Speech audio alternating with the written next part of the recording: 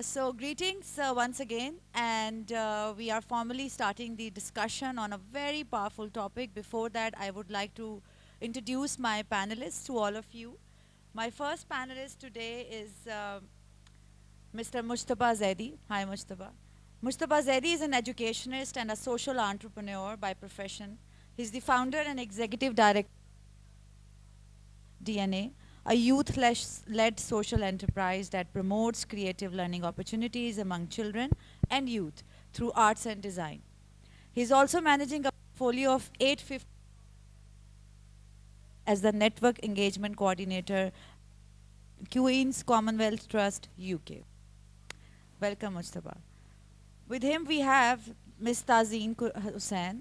Ms. Tazeen Hussain is a communicator who applies her skills in teaching, design, and acting. An associate professor at the Indus Valley School of Art and Architecture. Her interests lie in exploring relation of design in context to post-colony design, research and development, and design and futures. She has also recently concluded a year-long program, Critical Design Education and Practice, funded by US Pakistan University. Then we have Ms. Shanze Sabzwari. Welcome, Shanze. She's a visual artist and art writer from Karachi who has art experience in Pakistan and abroad. Her work revolves around painting on currency notes and working with video art and paper cutting. She's currently working on a Pakistan-Wales art collaboration funded by the British Council UK and hosts the art lounge talks at Instagram Live.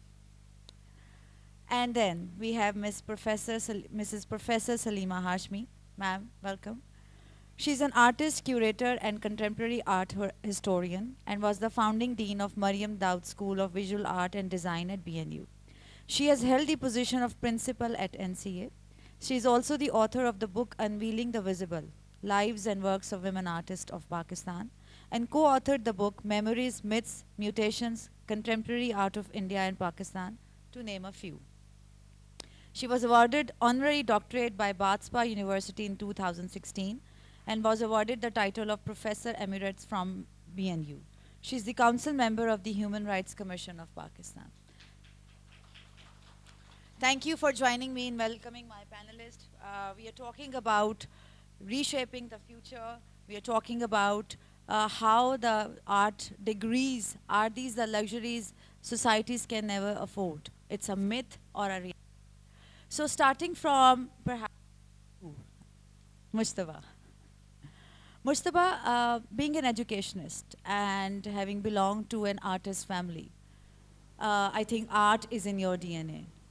And what do you think when we are talking about the degrees? How do you think that these degrees can manifest the future in terms of the skills needed for future?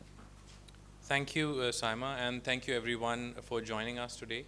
I believe art is a very strong subject, and we were having a discussion earlier, all of the panelists, and I think Mrs. Hashmi, mentioned this. It has a very strong healing power.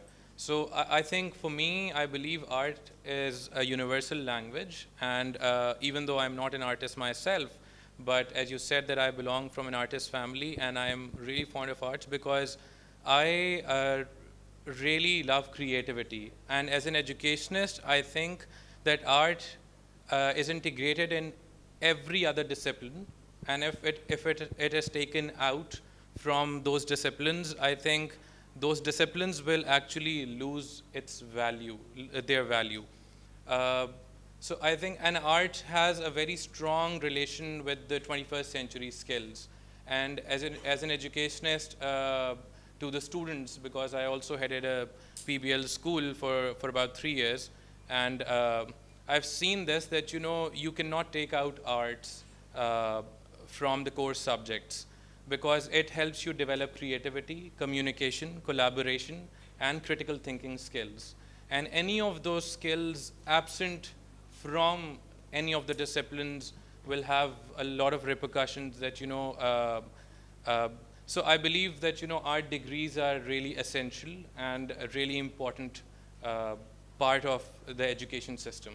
And it should be because, if we think of one of the I think famous education system in the world, it's Finnish education system. And I was just talking to a couple of researchers last week, and they mentioned that, they feel that if art is not there, then their education system would not have been the first in the world.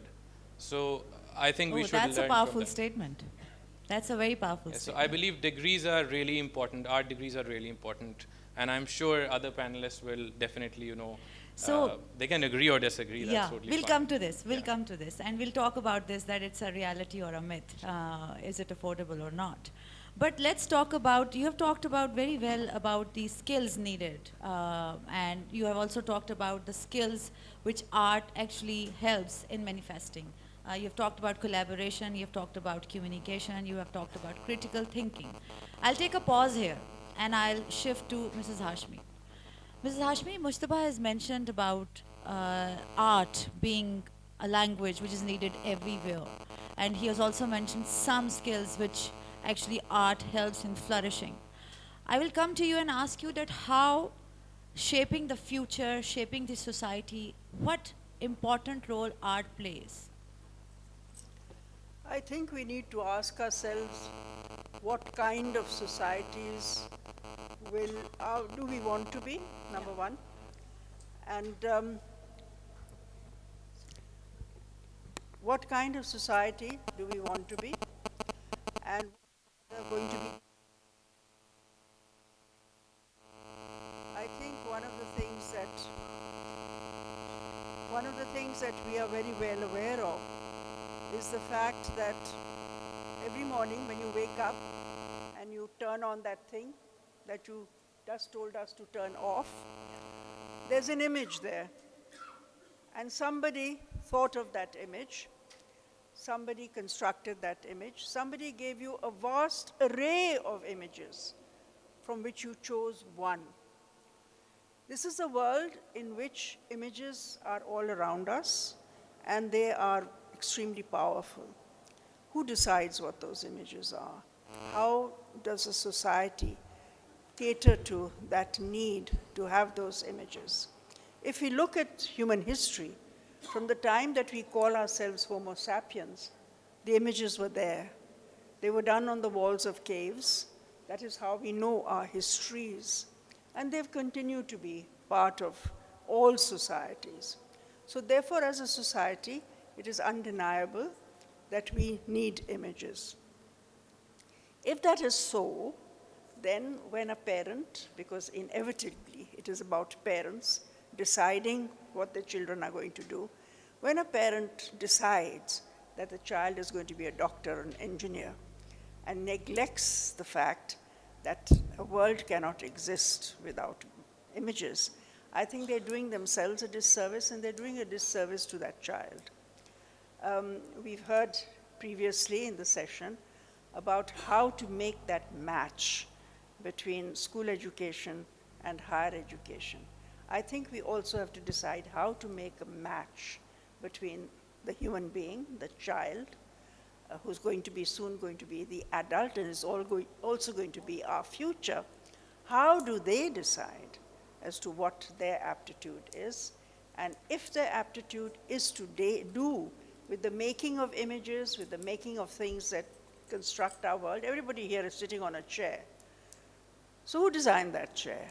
Was it a doctor? At some point it may have been an engineer. Perhaps he put something into it, deciding what materials could be. We cannot live in a world without designers and artists. And we continue to imagine that we can. And we decide for our children, they should not be among those people who make our lives better by becoming artists and designers. So to answer your question, there is no way in which a society can avoid giving skills and giving the opportunity for creativity to young people who have the option to do it. Rashid Rana yesterday said that pretty soon in the next 20, 30 years, everybody is going to be an artist. So for all future artists, the better skilled they are, the better our lives will be. Thank you. Very well put. Everybody is going to be an artist. And I believe that having a little studied arts in my early childhood and schooling, minus arts in my MBA education, and then later on a lot of other educations, I think I remain an artist as ever. I create a lot of things and I am an artist. And I think rightly said that art is something, a skill is something which will be required in every sphere of life. And you have rightly mentioned about the example of the little device with what we wake up every day. And without the artist, I would also like all of you to imagine that without the artist, the device with what we wake up every day, what it's going to look like. And besides that, usse pehle bhi, the device itself, it is also designed by any designer and an artist in addition to an engineer. So, summing up of what you just said, future is going to be a lot on visuals, communication, and we are talking about shaping up the future. The power of communication, Tazeen, the power of visuals, the power of communication. We are entering into a metaverse. We are entering into a verse which is going to be full of technology. And yes, there is going to be a human element, but there are going to be a lot of visuals. We will be connecting through technology. So, coming from a communications background, what do you think is going to be the importance and what is the importance? And are we really talking about a myth here?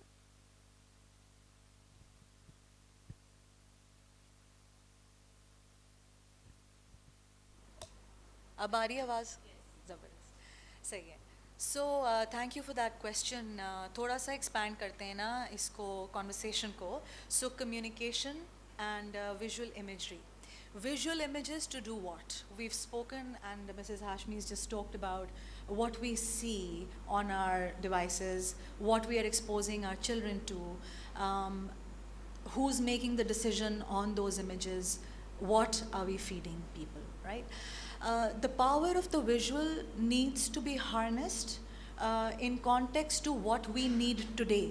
And I would like to talk a little bit about the possibilities where visual imagery, visualization, aesthetics can actually empower development within our context. As educators, as designers, it is our duty to set the direction of where you will be applying your aesthetic skills or skills to visualize things. बड़ी growth है इस वक्त technology के अंदर.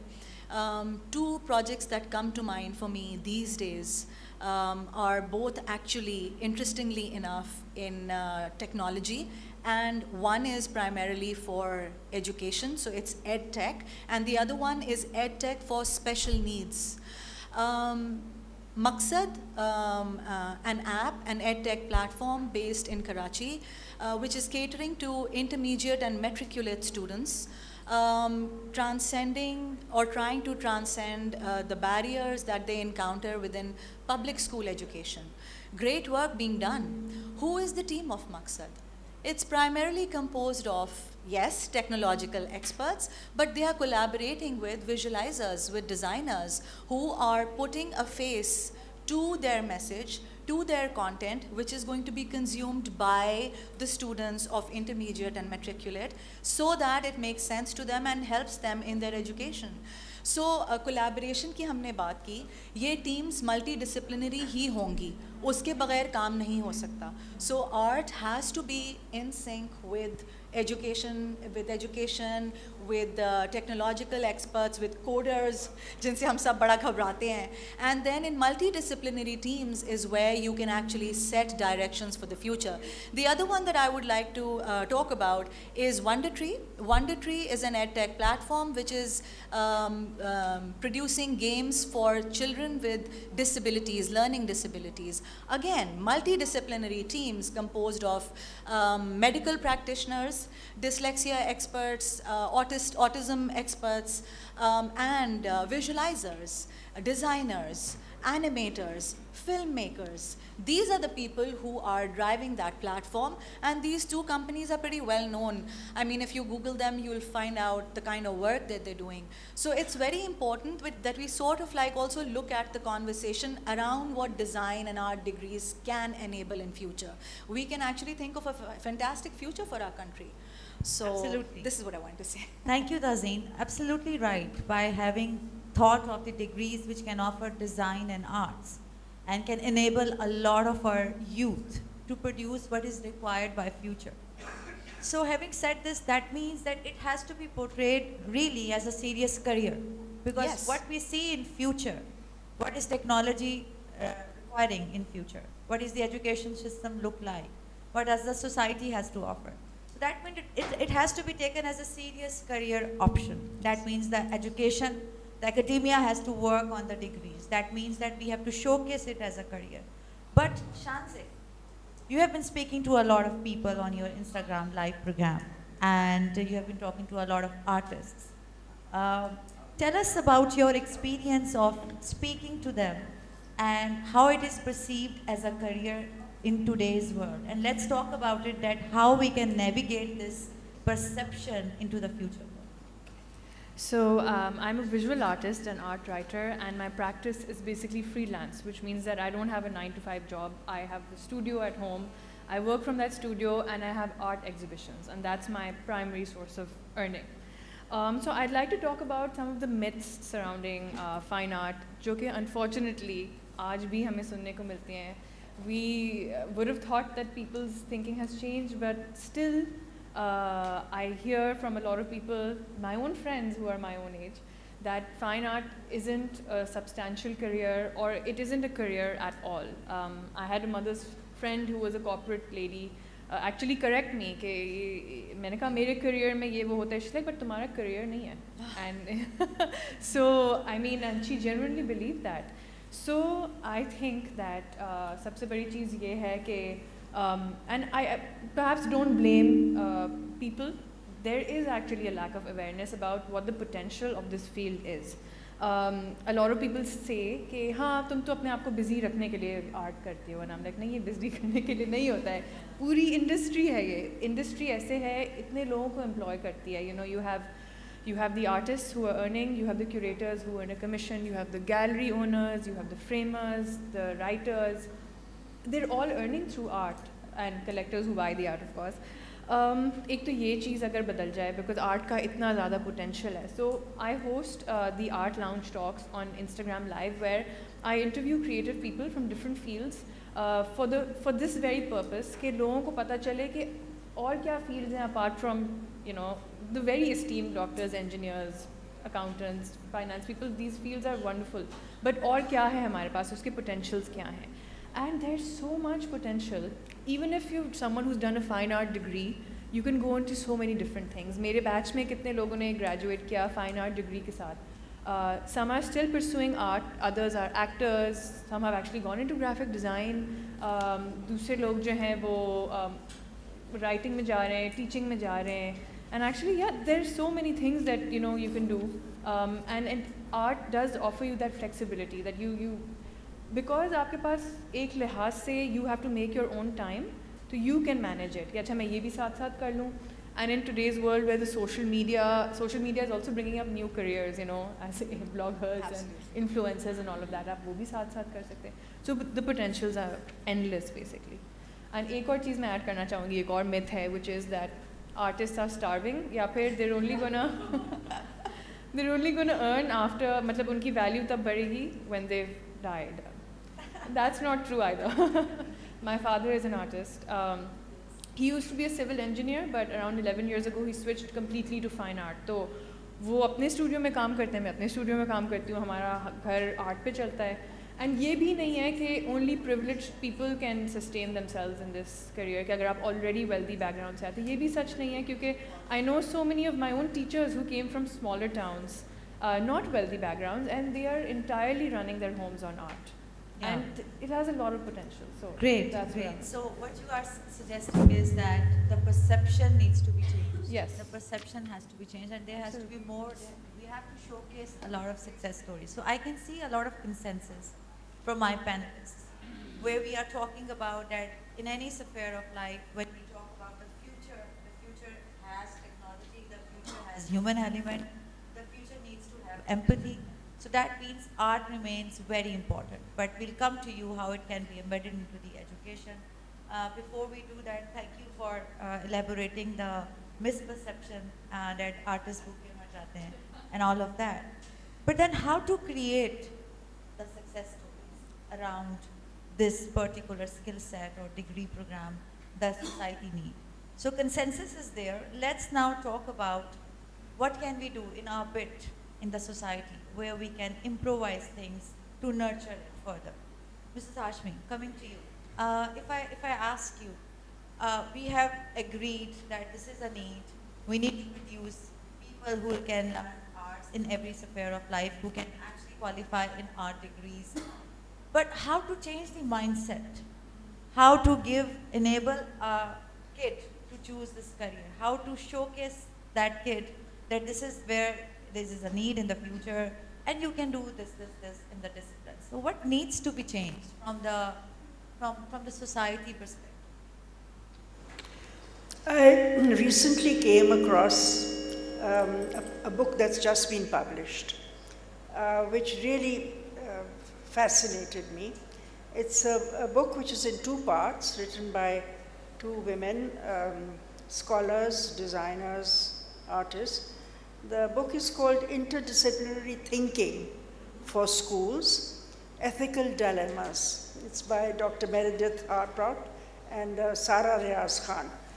The reason I'm mentioning this is a book really that spells out the future, because I'm very aware of the fact that I'm a little bit of a dinosaur sitting here on this panel. And I will always take references from things that I know from my experience, from my life. But that life is almost over, give or take a couple of years. So what can I imagine for the future?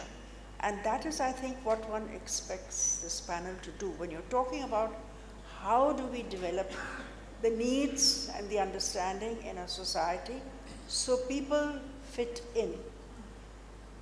And the artist, designer, creative person fits in with as much ease as everybody else, whether it's a carpenter or whether it's an electrician, whether it's a doctor, whether it's a plastic surgeon, whatever. So when I was looking at this book, it's not a book specifically to train artists or designers, but two artist designers have written it because they have the ability to look at the overlappings that are there in just about every single discipline that is taught in schools. They are able to see how things merge into one another, where the spaces are between subjects that are easy to talk about when you have A, a visual lens, and B, when there is an ethical lens as well as you sort of said something about the power of images. We have to understand that this can be a destructive power also. We've talked about social media. It can be highly destructive also. So there is the need for an ethical lens through which we approach all education, and education that incorporates the strength to see where these overlappings are. I think the pandemic taught us that no longer are these compartments and labels feasible, nor are they always relevant. People change careers like anything in those 2 years. They found new ways of earning their living. And it's the people who have the versatility and the creativity bred into them from the earliest age. Doesn't matter whether you're going to be a doctor. You have the ability to work with child abuse, for example. And I met a doctor yesterday who does exactly that, doesn't practice medicine, practice something which is a social need. So I think the need is there for us to recognize that artists and designers are those magicians who can relate, one subject to the other, and who can give society a certain kind of purpose. And I will add to the notion of artists and designers and put in there poets, musicians, filmmakers, all the people who make our lives worth living. Very well put. Make their lives worth living. Very well said. And I think that you're very right. That the recent changes, especially pandemic, has taught us a lot of things. People have changed a lot of the careers. And I think that the coping mechanism, what you are talking about, the kind of skill set, the human skill, the life skill required in the uncertainty, in the VUCA world, which is going to remain in the future. I think the coping mechanism, the empathy, the flexibility and the collaborativeness which is required in the future world, arts bring that element in any human being. So that's from a larger perspective, from a societal perspective, that this is what is the need. And I think that having discussed all these things in these kind of forums and being backed by such a larger group, I think they can really make a difference where we are talking about this and we are recognizing the value of arts in every element of the society when we are talking and reimagining the future. But thank you for that perspective. Mujtaba, when we talk about the education system, we have discussed that this is the need in the future, in every sphere of life. And keeping in mind the uncertainty of the future, this remains very vital. What would be the structural approach academia and the education system needs to use to be able to produce certain skill set through the degrees? What is your view on that? Thank you, Saima. I think there is a very constructive talk going on, and one thing is clear, as you said, that art is the need of this time, but we really need to see the education system. I'm not going to talk about the education system in the world. We already know that art is being very much emphasized everywhere in the world. But when you look at your education system, there needs to be like drastic policy changes that needs to be brought in, and not by people who are not educationists, but by people who are educationists, who are artists. And policy makers should come from all the spheres of life. For example, I'm just going to, this might take it to a very long debate, but recently, implemented single national curriculum. Yeah. So we strongly work through discovering new artists. We work to reduce inequality between the private lead school students and the marginalized students through our art projects. But when we look at, and we were trying to do it like from past 10 years now, but recently the single national curriculum has actually created more divide than it was supposed to, it wasn't supposed to create a divide. It was supposed to bring people closer. What did it do? Did it eliminate the element So of art altogether? Yes, so when you look at the website Single National Curriculum and read about it in detail, there is no single thing about arts and music and these kind of subjects. The mere subjects that creates creativity and 21st century skills and whatever we are talking about here, they have just eliminated it from the curriculum. And we're talking about primary education here. Primary From and there, secondary. we are not inculcating the imaginary, the creative part, all those Exactly. elements we are talking about. So we are trying to eliminate it from the primary level. We have actually eliminated it from the primary and secondary level. It was implemented a couple of years ago, but then recently it... Yes, that I know. Yeah. Yes. So, and that's not for the private schools. So private schools have the opportunity to practice it, while the government school students, which is the majority, I believe, they don't have the opportunity to practice because they don't have that slot in their, timetable. And although they said that there is basically the competencies include creative art in the single national curriculum, but how are you going to evaluate that if you don't even have those subjects in the curriculum? Lessons. Exactly. So that has created more inequality. So you have taken your a huge population. You have deprived a very huge population of children who were supposed to be your future, who are your future actually. To not think about arts. So that's the primary education which needs to be sort of, we need to have a lot of advocacy around it. And Yes. how can we have arts included and eliminate this divide part? Because at the end of the day, they are representative of our society and at the mass level. Yes. So one needs to do a lot of advocacy, and I think through this platform we can do that. But coming to the I would like to add to Sure, something. So, sure.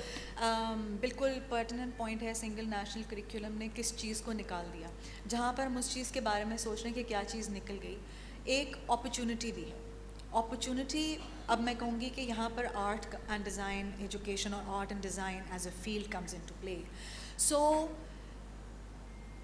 one period of art done over a week उसका क्या value था and using art pedagogies derived from art and design to teach all subjects in the single national curriculum might be an opportunity that we have identified, and if we can harness the ideology and the methodology which can stem from art being the pedagogical base from which you build your pedagogical models, that would be a fascinating thing जिससे आप चीज़ें बदल सकते हैं सारे subjects की teaching को बदल सकते हैं BNU का एक बहुत ज़बरदस्त प्रोग्राम है जिसमें मैं छोटा सा मेरा उसके अंदर एक इनपुट होता है that I supervise thesis of the master's level students, and my association with them over the last 2 years has taught me how pedagogical models derived from art can actually be very, very fruitful, whether it is at a bachelor's level or at the primary school grassroots level subjects. So मुझे लगता है कि जहाँ पर हमारे लिए एक चीज़ बंद होती है वहाँ पर opportunities खुलती भी हैं. तो अगर हम फिर इसको थोड़ा सा rethink करें कि हम कैसे इस चीज़ को आगे लेके जा सकते हैं, I think there's great power. A session I was attending previously इसी conference के अंदर, they were talking about the importance of play-based pedagogies, and so the idea of the experiential classroom.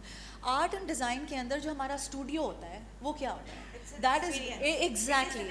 There you go. So the terms change, but अगर हम एक second के लिए आप success stories की बात करी थी, आप कह रही थी ideas that will change the perception on the power of art and what it can do for students and the future of Pakistan. There you have it. The studio itself is a place of inquiry, of experience, of exploration, and if we can introduce those models into our education systems, whether it's primary, secondary, whatever, corporates are using that now. So I mean, I think you've got a fantastic thing happening. So I really think there's so much potential. We just need to change the way we project ourselves and the stereotypes that Shanze was talking about. That needs to change. So the inquiry programs, the methodology remains very important. The studio methodology coming from corporate, what I can assure to all of you here, that when we are working in corporate and when we are hiring, and we want to hire the mindset which is very creative, can reimagine, can think out of the box, is creative, is a good, fantastic team player, can show empathy, can influence the team. All the skill sets, what we are looking for at the corporate when we are hiring, I think, in my opinion, and you all have actually stamped my opinion, that those skill sets can only be inculcated or maybe manifested in the form of the arts if the arts is not taught or the methodology of arts in terms of studio is not used. All these skills, be it by a doctor or an engineer or any other managerial position, all these skills cannot be shown if we have not studied arts and design and maybe the methodology. We have not studied with the methodology. So yes, you are right, there is a silver lining in that change. There is an opportunity, and I think we as a nation, and I'm sitting with artists and somebody from education background, so I think that we are talking about the silver linings and we are talking about the opportunities, and this platform is great because this has enabled us to talk about that opportunity. So coming to you, Shanze, I mean, we have talked about the multidisciplinary skill set required, and you mentioned that post-pandemic and during pandemic, there were requirements, and Mrs. Hashmi also mentioned that there were requirements that people were working from home, some of them lost their jobs, but there was an opportunity for people who were skilled in multi-disciplines or has the ability to learn the other disciplines. They were able to secure good things through social media. So how do you think that can be showcased to the world? Social media is a very powerful tool in many ways. Ek to keeping in mind the previous point I said about how any creative field, like it's so flexible, and these days there are so many new careers coming up. You are suggesting that doctor remains a doctor, but any other person doing some arts and craft can be multidisciplinary? No. Doctors can also become artists, you know. So Plastic doctors surgeons can are also artists. become an artist. We are talking about opportunities. here. Opportunities, yeah. Great. Plastic surgeons से ज़्यादा अच्छा खूबसूरत आपकी शक्ल को जो बना सकते हैं. But I'd like to talk. Yeah, so I can give an example of someone I know, and this may not be directly related to fine art, but she studied media sciences, and now she's a food blogger, and she's doing so well. Because वो भी एक किस्म की creative चीज़ ही है कि you know, the way she writes about food, the way she takes aesthetic photographs, she gives reviews, she is entirely able to sustain herself on that, and वो her parents live a little far, तो वो कराची में रह रही है, she's entirely supporting herself as a food blogger. But we were also speaking about healing in terms of art, and Mujtaba mentioned it, and Ms. Hashmi also mentioned it. And we were talking about COVID, and COVID was a time that was very terrible for everyone, and किसी को समझ ही नहीं आ रहा था कि क्या करना है, how do we get out of this. There was so much of hookah. Everyone is isolated, yes, there was so much fear, but what did we turn to? And I think this is what we don't realize. We turn to movies, we turn to books, we turn to music, Netflix. सब घर में यही तो चीज़ें देख रहे थे, अब कौन ये चीज़ें बनाते हैं, you know. It's artists, it's designers, it's actors. There's an element, a very strong element of healing when it comes to creative fields.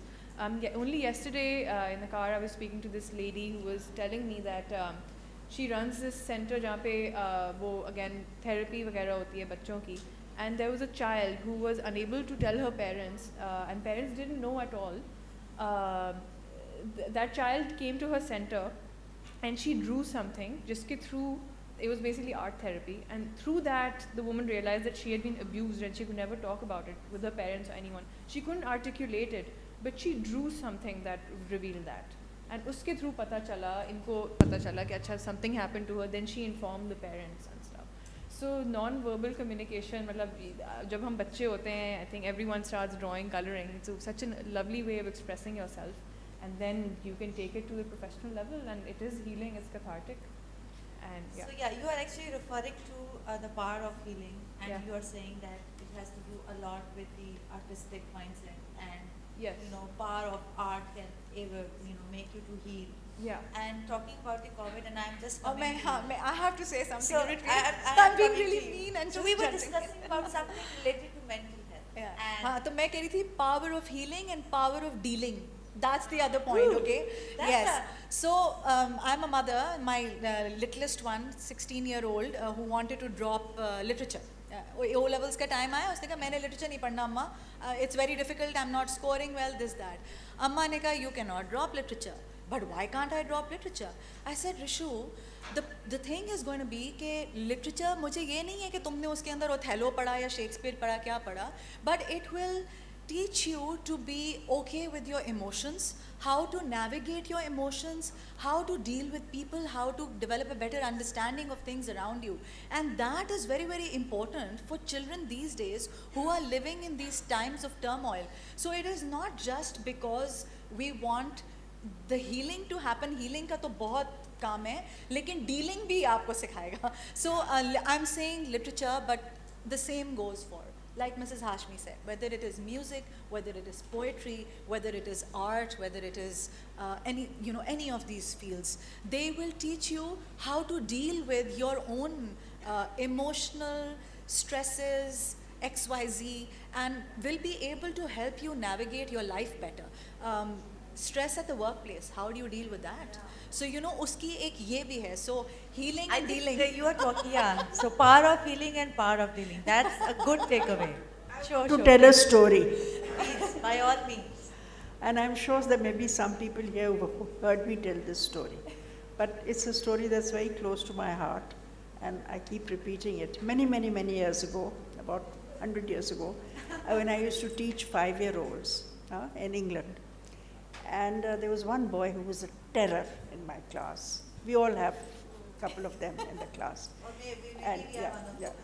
And, but the thing was, I formed a kind of bond with him, because he used to come in the morning. His father had left the mother, and just deserted her. Mother was too much, drank too much, and kids were in a mess.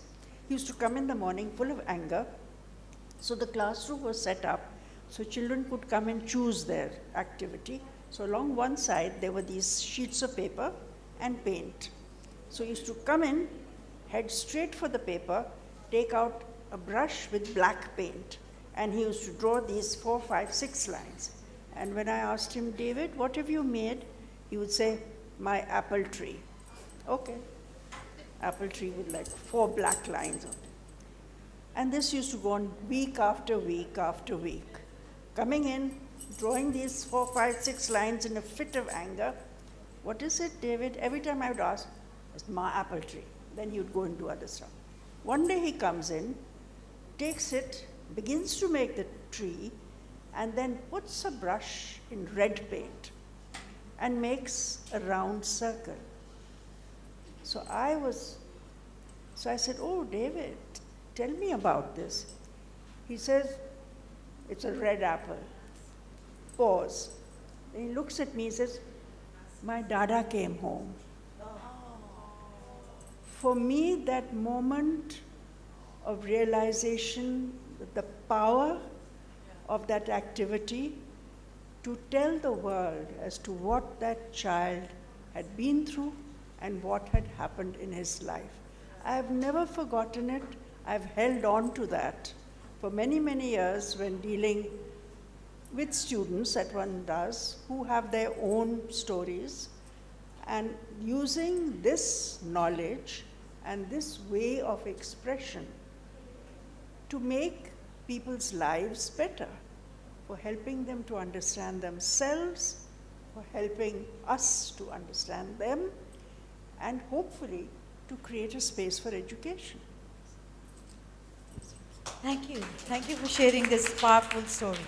And I think that the self-management technique, power of feeling and power of dealing, and power of self-discovery, how do you actually self-discover? And I think arts help us to self-discover our own selves and perhaps share our emotions to the world where we cannot articulate. So thank you for sharing all these wonderful stories and thoughts. And I'm happy that we are at a consensus that yes, this is something which is required. This is something which is required in the future world. Let's take few questions from the audience, and we do have questions here. The first question we have is, are universities the right place for students to learn creative arts rather than purely art school or stage theatre schools? For Mrs. Hashmi. Any place at all where you can learn any of these skills is a good place. I know wonderful universities which have very elaborate programs which may or may not be successful in providing or imparting the right kind of education for some. I think we have to recognize that, like all other ways and opportunities for learning, there's a great diversity. Sometimes a particular program will do very well with a certain kind of student. Some programs do very well with privileged students because they are already in tune with what is being offered to them, while those who have come from an underprivileged and programs which does not really prepare them for certain kinds of activities suffer because they don't have the right mentorship when they get there. There are other places which incidentally teach people, and they can be repertory theaters, they can be theaters that take people who just have talent, like a Joka Theatre or others, and train people. And they do the activity and they blossom and they flower. So I think one cannot be too descriptive or too sort of contained in this. I think that people have to look at all the options that are available, look at what they can afford also, because we know with some of these disciplines, they are very expensive. There are some schools which are very welcoming to underprivileged students, that they have a range of scholarships. I know at BNU we have been lucky that we have a scholarship scheme that came to us from the Madanjit Singh Trust, in which we are able to offer scholarships to highly talented people from remote areas, plus students from South Asia. So it really, there is really no formula for something like this. So there's no formula, There's cannot be a structured there's really no formula, at least answer to that it. is what I have learned. So your search has to be, rigorous enough to find out what you really want What to do. suits you. And I think that the quest and the passion is the base. Yes. Whatever you want to do. So the And search a lot of hard work on the computer. Yes. Thank you. I hope that somebody who has asked this question has got the answer. So the second question we have is for Tazeen. Tazeen, people who have excelled in the arts, who have had no formal training and learned their craft, in this context, is having a degree in creative arts important?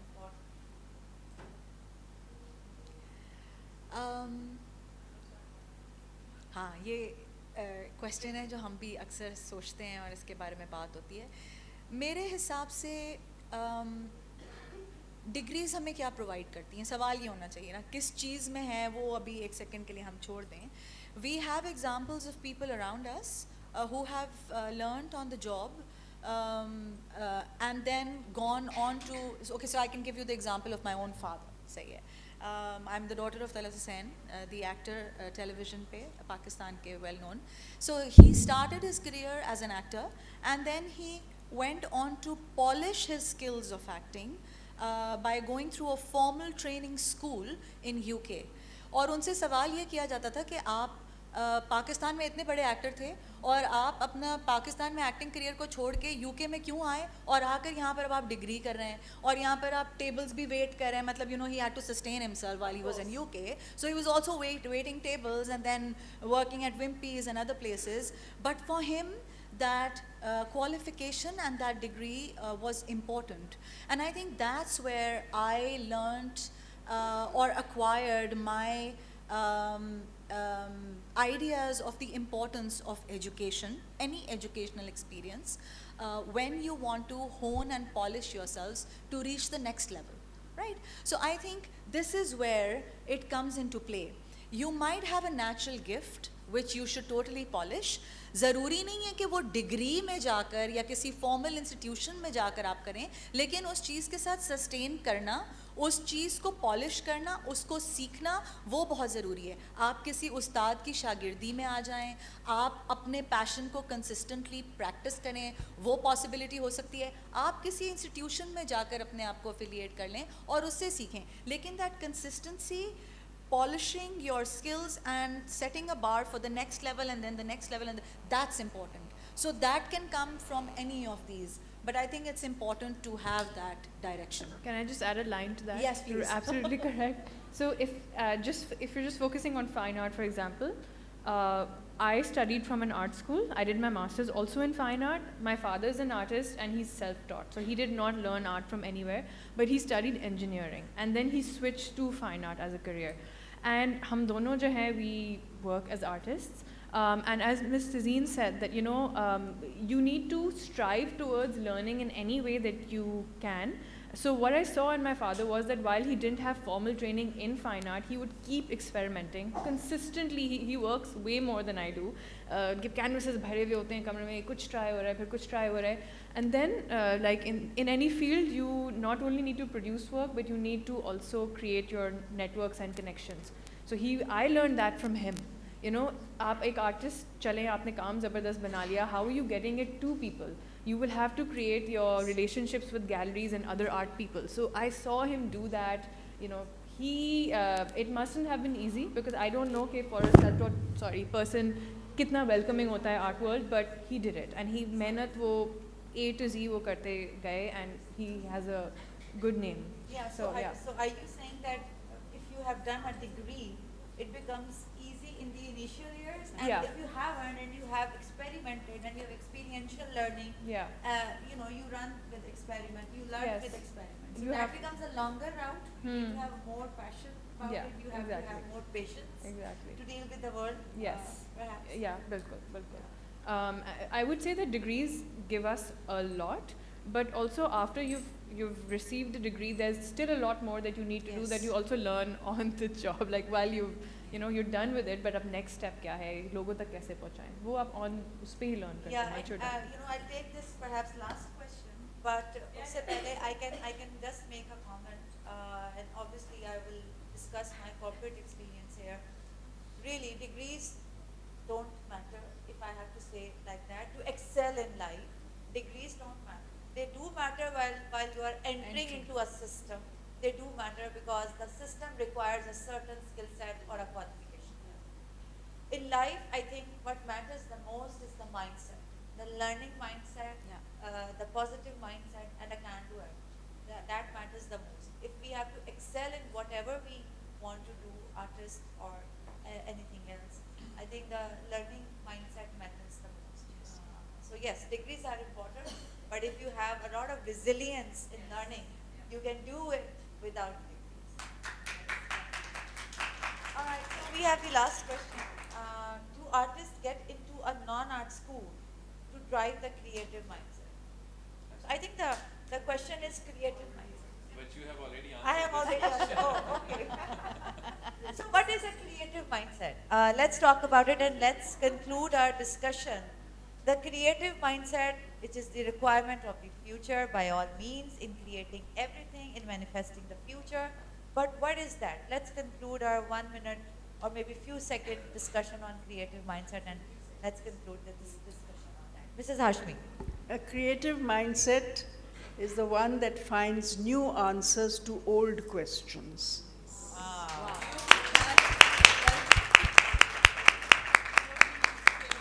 I don't think so that anybody needs to say anything about the creative mindset. And I hope that the person who has raised this question has got the answer. I think that we have another question. Do we have time to take it? It's already over time, but we can take one. We are over time already. Yeah. So we have another question and the discussion is going very good, so I don't want to miss the opportunity. Which measures the creative artist taking to create awareness about its importance for the masses and educational systems that exist? The measures creative artists need to take to create awareness about its importance. So I think the question is related to creating awareness and importance. What are the mediums which can be used by an artist to create awareness? I think एक artist के लिए जो उसका medium होगा वो उसकी अपनी काम प्रैक्टिस होगा, होगी ना, उसका काम हाँ, होगा। जो वो अपने काम से शोकेस कर रहा है, that is what it is. However, having said that, I think artists have done quite a bit about creating awareness about the importance of art within our life, right? I mean, endeavors like BNU, आपका जो Mariam Dawood school of visual arts है, वो है, Indus valley है, NCA है, ये educational systems हैं जहाँ से बहुत सारे लोग निकले हैं जिन्होंने बहुत कुछ कंट्रीब्यूट किया है आपकी सोसाइटी को, और they have been game changers, you know. So I think their own work is Yeah, the best example yeah. to showcase or to maybe create awareness.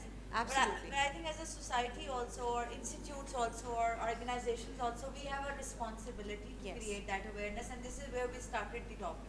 So that we need to what we create. might want to do is amplify that message, and I think places like the social media, Absolutely. your Exactly. artist forum Exactly. talks, things And like that, these kind such of panels. platforms. This These is kind of where, platforms. and I think integration of the art. Maybe हम इस पे इससे पहले बात कर रहे थे कि शायद वो art school जो अलग होता है and embedded within other educational systems. Maybe इस तरह के endeavors थोड़े ज़्यादा होने चाहिए where we are embedded within. Maybe that's the need of the hour, Yeah. so that conversations happen. and interactions happen. Yes. So artists are not cut off from the doctors and engineers, and so there are spaces where we can coexist and So I coact. think as the guardians of the future, so I, please. Artists need to keep talking to non-artists. Yes, absolutely. yeah, so that's what I was about to say. That I think it's a collective effort Effort. that is needed, and nothing is done without co-creation or collective action. So it really depends on the society as well how they take it's not a one-man job in terms of artists. So I think it's a society that needs to take the importance of arts. Yeah. Right. Thank you. Thank you. Very, very, good perspectives about what we have studied. And let's conclude this discussion. And on behalf of all of you, I'm going to conclude this discussion by saying that as guardians of the future, as the pursuit of creating the right future of what is needed, we all have the responsibility in our own personal capacity to create awareness, to nurture the talent, to give space to our kids to get to that place where they can learn what they want to learn, so that we all can contribute to a better future and we remain guardians of the future. Thank you very much for the great contribution. I thank you, all of you, of being here, and I thank you to Beacon House for arranging this fantastic opportunity to discuss about this and creating this 15th edition of SOT event, while we are talking about how we can create the future in a better way. Thank you, Beacon House, for creating this awareness and bringing the global communities together for this. I also thank to our leading sponsor, UBL, for creating this opportunity for all of us. Thank you very much. Thank you, everybody.